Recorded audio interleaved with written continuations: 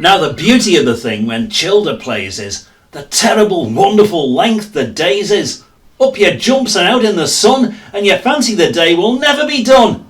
And you're chasing the bumbees humming so cross in the hot sweet air among the gorse, or gathering bluebells, or looking for eggs, or pelting the ducks with their yellow legs, or climbing and nearly breaking your skulls, or shouting bedevilment after the gulls, or thinking of nothing but down at the tide singing out for the happy you feel inside.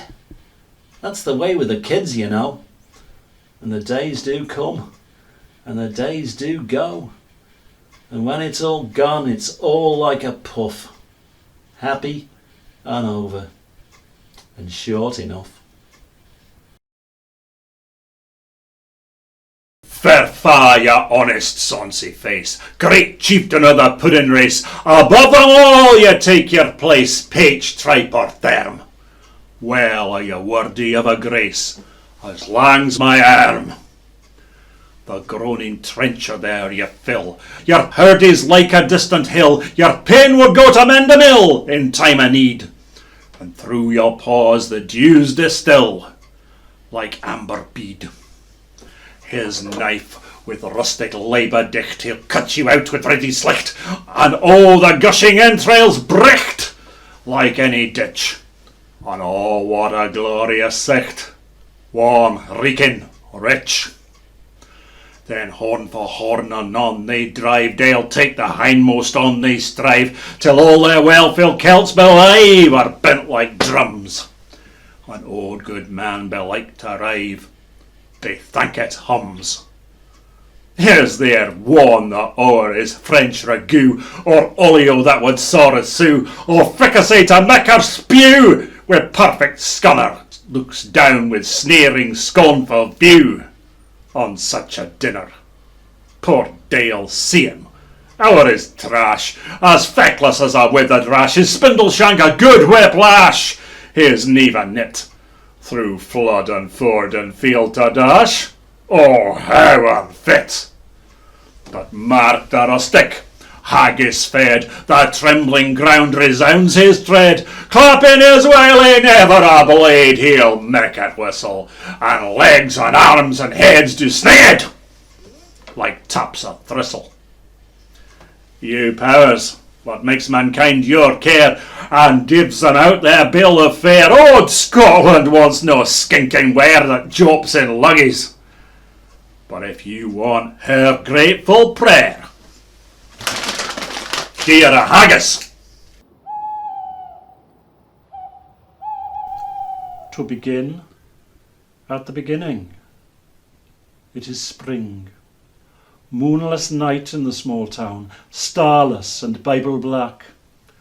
The cobblestones silent, and the hunched quarters and rabbit's wood limping invisible down to the slow black, crow black fishing boat bobbing sea. The houses are blind as moles, though moles see fine tonight in their snouting velvet dingles, or blind like Captain Cat, there in the muffled middle by the pump and the town clock. The shops are all in mourning, the welfare hall in widow's weeds, and all the people of the lulled and dumbfound town are sleeping now. Hush, the babies are sleeping, the farmers, the fishers, the tradesmen, pensioners, cobblers, school-teacher, postman, publican, the undertaker and the fancy woman, drunkard, dressmaker, preacher, policeman, the webfoot cockle women or the tidy wives. Young girls lie bedded soft, or glide in their dreams of rings and trousseaux, bridesmaided by glowworms down the aisles of the organ-playing wood. The boys are dreaming wicked, or of the bucking ranches of the night on the Jolly Rogered sea. The anthracite statues of the horses sleep in the fields, the cows in the byres, the dogs in the wet-nosed yards, and the cats nap in slant corners or lope sly, streaking and needling on the low cloud of the roofs. You can hear the dew falling and the hushed town breathing. Only your eyes are unclosed to see the black and folded town fast and slow asleep. There was a lot of rocking going on that night. Cruising time for the young bright lights. Just down past the gasworks by the meat factory door, the 5 Lamp Boys were coming on strong. The Saturday night city beat had already started, and the pulse of the corner boys just sprang into action. Young Billy watched from the yellow street light. He said, "Tonight, of all nights, there's going to be a fight." Billy don't like it living here in this town. He says the trap's been sprung long before he was born. Hope bites the dust behind all the closed doors, and pus and grime ooze from the scab-busted saws. The screaming and crying in the high-rise blocks. It's a rat trap, Billy, but you're already caught. Oh, you can make it if you want it, or you need it bad enough. You're young and good looking, and you're acting kind of tough.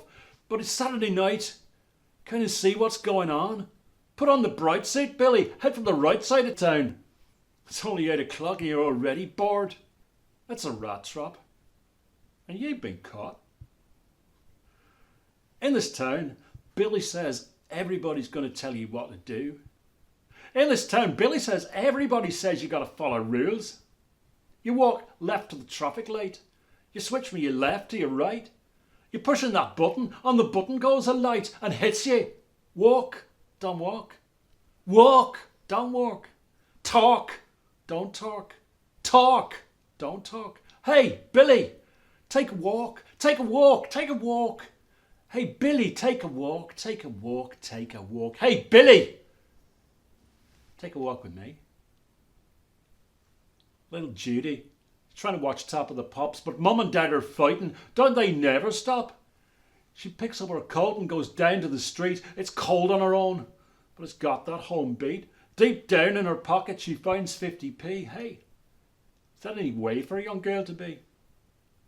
I'm going to get out of school, work in some factory with all the hours God gave me, get myself a little easy money. No. Her mind's made up.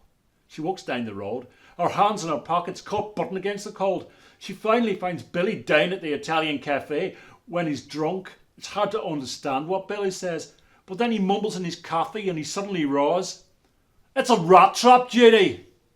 And we've been caught!" Out of the night that covers me, black as the pit from pole to pole, I thank whatever gods may be for my unconquerable soul. In the felt clutch of circumstance I have not winced nor cried aloud. Under the bludgeonings of chance my head is bloody but unbowed. Beyond this place of wrath and tears lies but the terror of the shade, and yet the menace of the years finds and shall find me unafraid. It matters not how strait the gate, how charged with punishments the scroll. I am the master of my fate. I am the captain of my soul. Let us pay homage to the oatcake, or roat cake, or wood cake as the old man called him. The oatcake is not a cake at all, really. Not like a fairy cake or an necklace cake. Not a cake in that way. More a sort of Pottery's poppadom, a Tunstall tortilla, or a clay Suzette. A solemn warning. If overindulged in, these cakes can play the very devil with your waistline. I must warn, indulgence leads to bulgence.